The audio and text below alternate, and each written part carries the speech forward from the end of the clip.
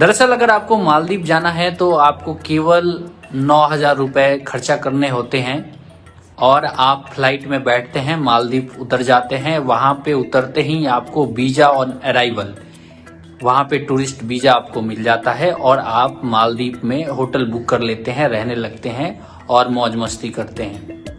लेकिन अगर आपको लक्षद्वीप जाना है तो आपको क्या करना होगा?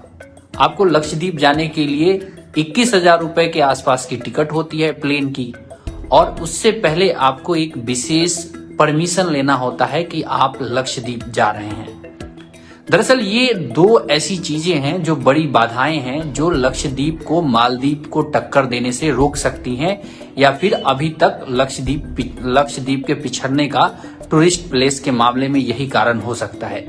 क्योंकि जब आप देखिएगा कि एक जगह जाने के लिए आपको केवल 9,000 रुपये खर्चा करना होता है और कोई कागजी कार्रवाई नहीं करनी होती है, वहीं दूसरी तरफ अगर आप देखते हैं कि दूसरी जगह जाने के लिए आपको 20,000 रुपये से ज्यादा खर्चा करना पड़ रहा है और आपको अलग से सरकारी अधिकारियों से परमिशन लेना है, तो फिर आपके माइंड में क्या आएगा? अरे यार, कौन इतना, एक तो पैसा भी खर्चा करो और ऊपर से इन सरकारी अधिकारियों के आगे पीछे करो कि भैया हमें यहाँ जाना है, आप हमें परमिशन दे दीजिए।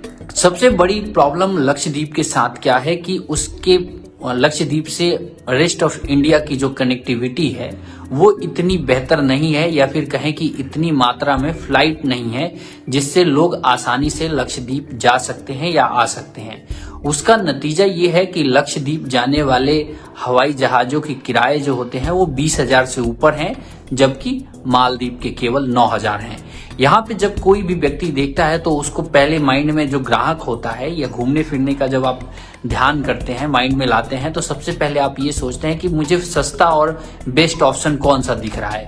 तो यहाँ पे मालदीव नजर आता है कि भैया 9,000 रुपये उसकी टिकट है, लेकिन अगर मैं लक्षद्वीप जाता हूँ तो मुझे वहां पे 20,000 रुपये खर्चा करना है।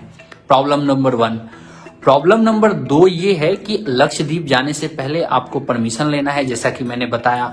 जबकि अगर आपको मालदीव जाना है तो आप बस प्लेन में बैठिए, आपके पास पासपोर्ट होना चाहिए, आप उतरिएगा, वहां इमिग्रेशन डिपार्टमेंट पे जाइए, वहीं एयरपोर्ट पे आपको टूरिस्ट वीजा अप्रूवल मिल जाता है, वीजा ऑन अराइवल है, ठीक है। तो ये एक प्रॉब्लम है। लेकिन हाँ, अब कुछ लोग इस तरीके का भी कैंपेन चला रहे हैं कि लक्षद्वीप मालदीव की बराबरी नहीं कर सकता, तो ये भी गलत है। ऐसा नहीं है कि लक्षद्वीप मालदीव को टक्कर नहीं दे सकता है। हमें हर चीज में निगेटिविटी नहीं ढूंढनी चाहिए, मेरा ये अपना मानना है। हो सकता है कि मैं गलत हूं, लेकिन सही मायने में जब तक आप उस चीज के लिए अगर आप प्रयास नहीं करते हैं, तब तक ये नहीं कहा जा सकता है कि वो काम आप कर पाएंगे, सफल होंगे, नहीं होंगे। प्रयास जब करेंगे तभी होंगे। भारत में मालदीव को टक्कर देने के लिए एक जगह केवल लक्षद्वीप ही नहीं है, कई सारी जगह हैं।